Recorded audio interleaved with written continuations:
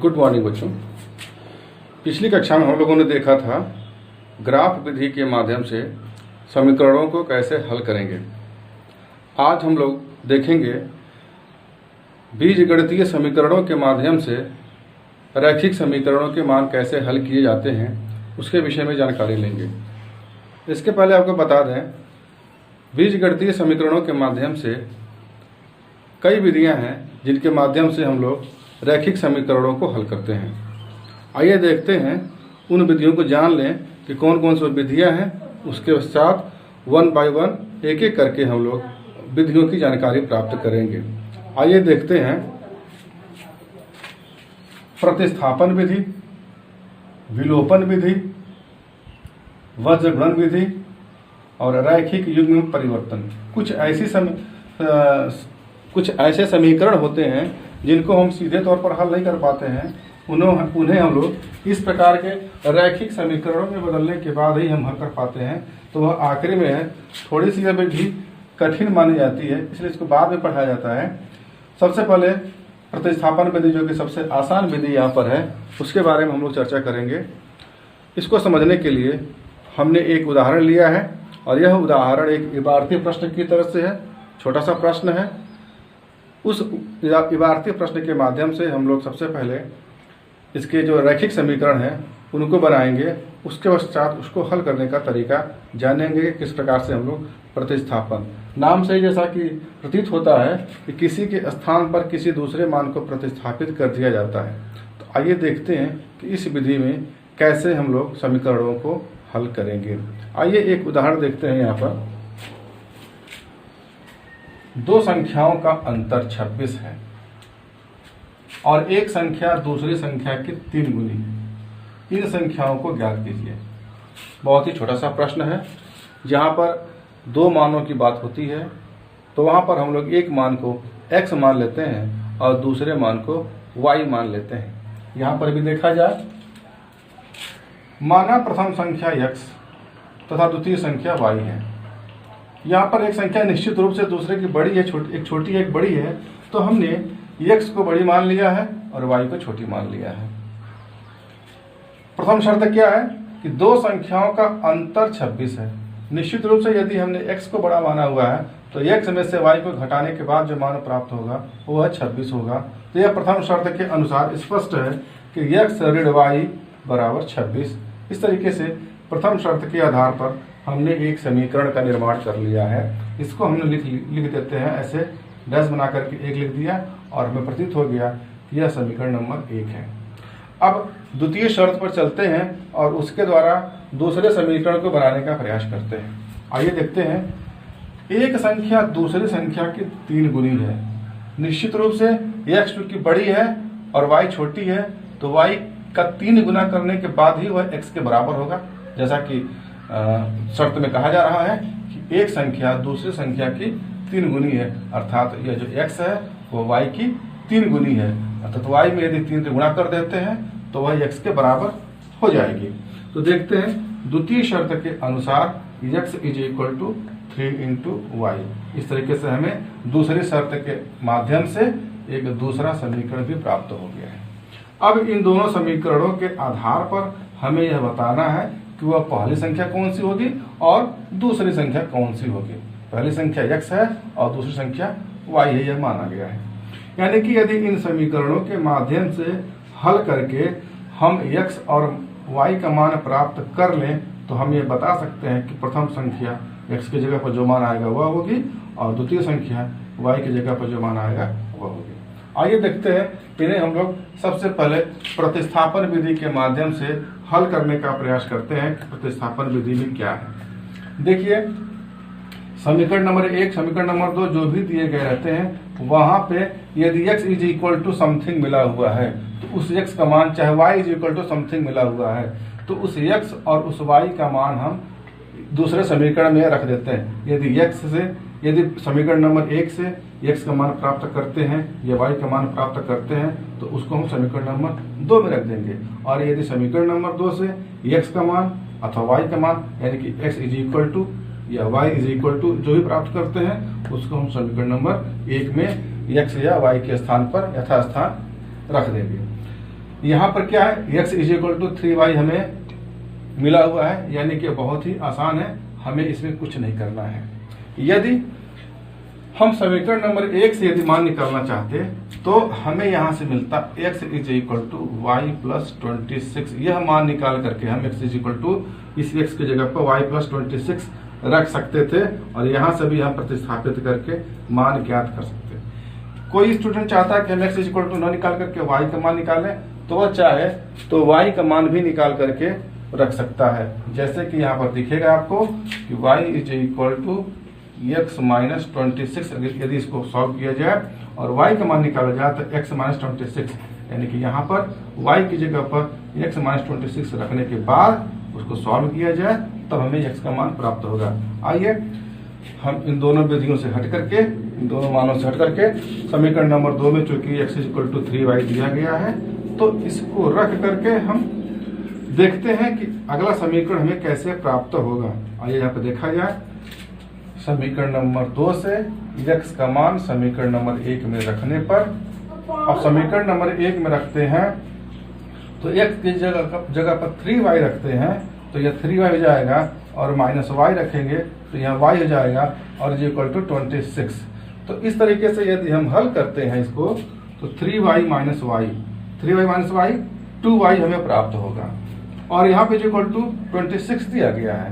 तो अब यहाँ पे मिला हुआ 2y इक्वल टू 26, इसको जब हम हल करेंगे तो हमें मिलेगा y इक्वल टू 13, यानी कि 2 से दोनों पक्षों में भाग दे देंगे तो हमें y बराबर 13 मिल जाएगा। इस तरीके से y का मान हमें आसानी से प्राप्त हो गया और जैसे ही इस y का मान प्राप्त होगा तो इस y का मान समीकरण नंबर 2 अथवा समीकरण नंबर 1 में रख करके x का मान हम प्राप्त कर सकते हैं। तो आइए हम यहाँ पर समीकरण नंबर 2 में y का मान रखते हैं और x का मान प्राप्त करने का प्रयास करते हैं। आइए देखते हैं y का यह मान समीकरण नंबर 2 में रखने पर x बराबर, देखिए समीकरण नंबर 2 क्या है, x बराबर 3y है तो y की जगह पर रखना है हमें 13, तो x बराबर 3 गुणे 13 और इसका गुणनफल आता है मान 39। तो इस तरीके से x आ गया 39 और y आ गया 13, अर्थात x क्या माना गया था, प्रथम संख्या, और y क्या माना गया था, द्वितीय संख्या। तो प्रथम संख्या हो गई आपकी 39 और द्वितीय संख्या हो गई 13, यहाँ लिखा गया है। अतः पहली संख्या बराबर 39 और दूसरी संख्या बराबर 13। इस तरीके से हम लोग प्रतिस्थापन विधि के माध्यम से जो दिए गए समीकरण है उनमें x और y का मान ज्ञात कर सकते हैं। यहाँ पर चूंकि इबारती प्रश्न दिया गया था, आपके पास कोई रैखिक समीकरण प्रदान नहीं किया गया था, तो हमने इस इबारती प्रश्न के माध्यम से सबसे पहले समीकरणों को बनाने का प्रयास किया, तत्पश्चात उसका हल निकाला। जहाँ कहीं भी आपको इबारती प्रश्न नहीं दिए गए रहते हैं, सीधे सीधे तौर पर यदि समीकरण दिए गए रहते हैं तो वहाँ से आप सीधे समीकरणों के माध्यम से x और y का मान प्राप्त कर सकते हैं। आइए इसी से संबंधित एक और प्रश्न हल करने का प्रयास करते हैं और देखते हैं कि उस प्रश्न में क्या दिया गया है। आइए देखते हैं, उदाहरण नीचे एक और लिखा गया है। उदाहरण नंबर 1 है, यदि किसी भिन्न के अंश और हर दोनों में 2 जोड़ दिया जाए तो वह 9/11 हो जाती है। यदि अंश और हर दोनों में 3 जोड़ दिया जाए तो वह 5/6 हो जाती है। वह भिन्न ज्ञात कीजिए। भिन्न P/Q के रूप में होता है, जैसा कि हम लोग जानते हैं। एक भिन्न P/Q के रूप में होता है, यानी कि ऊपर होता है आपका अंश और नीचे होता है आपका हर। तो इस तरीके से यह आपको दिया जा रहा है, टॉस है कि प्रश्न है कि यदि किसी भिन्न के अंश और हर दोनों में 2 जोड़ दिया जाए, यानी कि ऊपर भी 2 जोड़ दिया जाए और नीचे भी, यानी कि अंश में भी 2 जोड़ दिया गया, हर में भी जोड़ दिया गया और उसको जब सॉल्व किया गया तो वह 9/11, और जब 3 जोड़ देते हैं तो वह 5/6 हो जाता है।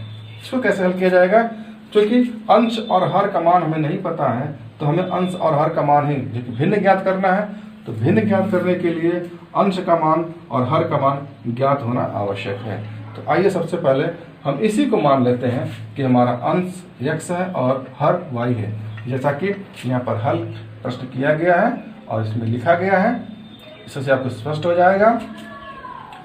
माना भिन्न का अंश x तथा हर y है, अतः भिन्न x बटे वाई होगी।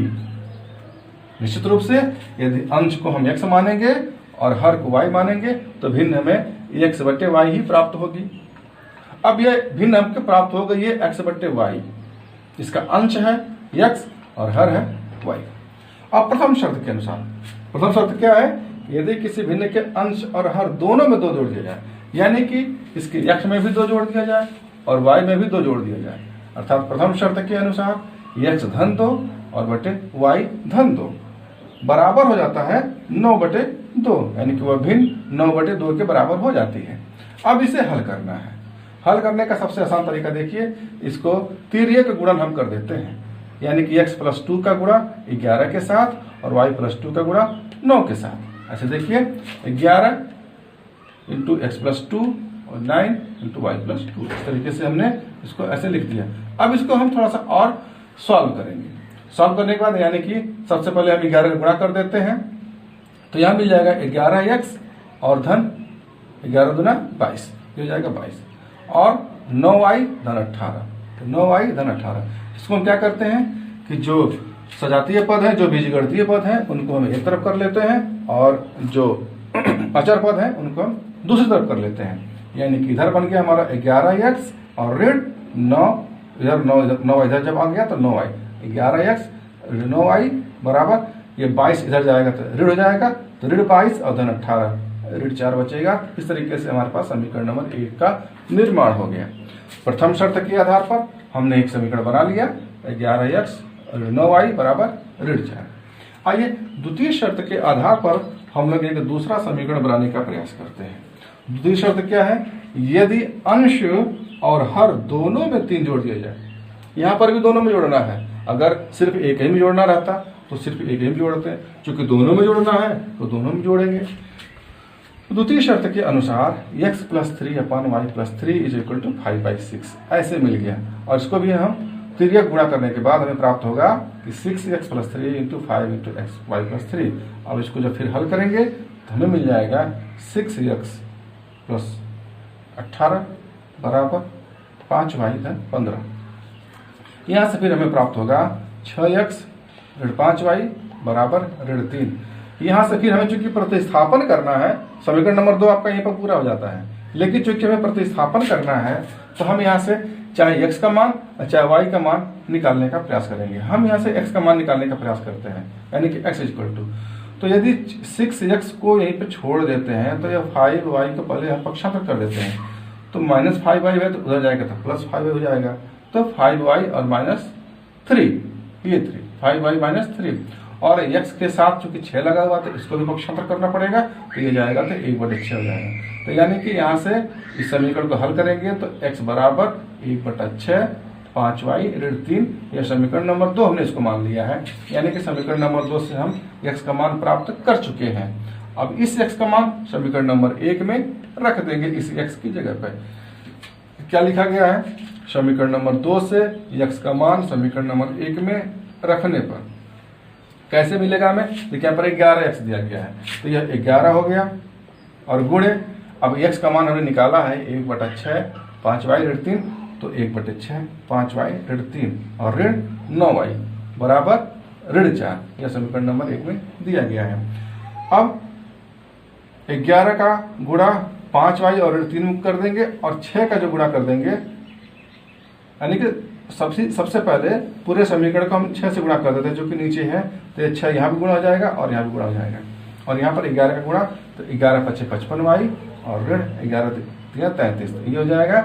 और 6 का जब गुणा 9 में जाएगा, चूंकि इस ब्रैकेट के बाहर है तो इसलिए 6 का गुणा इसमें होगा, तो 6 × 9 = 54, ये 54y हो जाएगा, और बराबर 6 का गुणा 4 में भी होगा तो ऋण 24 आएगा। यानी कि जब इसको हमने हल किया है यहाँ से लेकर यहाँ तक, तो ये वैल्यू हमें प्राप्त हुई है। इसे ध्यान देना है, बार बार प्रयास करेंगे तो आसानी से इसको हल कर लेंगे। अब देखिए 55y ऋण 54y मिल गया हमें y, इधर मिला हुआ ऋण 33 और इधर मिला हुआ है बराबर के दूसरी तरफ ऋण 24, तो हम क्या करते हैं 33 में y नहीं लगा हुआ है तो हम 33 को पक्षांतर कर देते हैं, तो धन 33 हो जाएगा और ऋण 24y ऋण 33 हो गया और ऋण 33 से धन 33 हो गया और ये ऋण 24 हुआ। तो y बराबर 33 ऋण 24 और इसका मान आता है 9। इस तरीके से हम आसानी से y का मान प्राप्त कर सकते हैं। और जैसे ही y का मान हमने प्राप्त किया हुआ है, चाहे समीकरण नंबर 2 में चाहे समीकरण नंबर 1 में, इस y का मान रख दीजिए और बाकी x का मान हम प्राप्त कर सकते हैं। तो देखिए क्या लिखा हुआ है, y का मान समीकरण नंबर 2 में रखने पर, समीकरण नंबर 2 क्या है, समीकरण नंबर 2 हमने ये प्राप्त किया हुआ है, x बराबर 1/6 5y - 3। तो x इज इक्वल टू 1/6, 5 गुणे y का मान हमने निकाला है 9, तो 5 गुणे 9 और 3। अब इसको हम हल करेंगे, तो 1/6, 9 × 5 = 45 और 3, 45 में से 3 जा 42, यानी कि 1/6 गुणे 42, और इसको काटेंगे तो आएगा आपका 7। तो इस तरीके से x का मान हमने प्राप्त कर लिया 7 और y का मान प्राप्त कर लिया हमने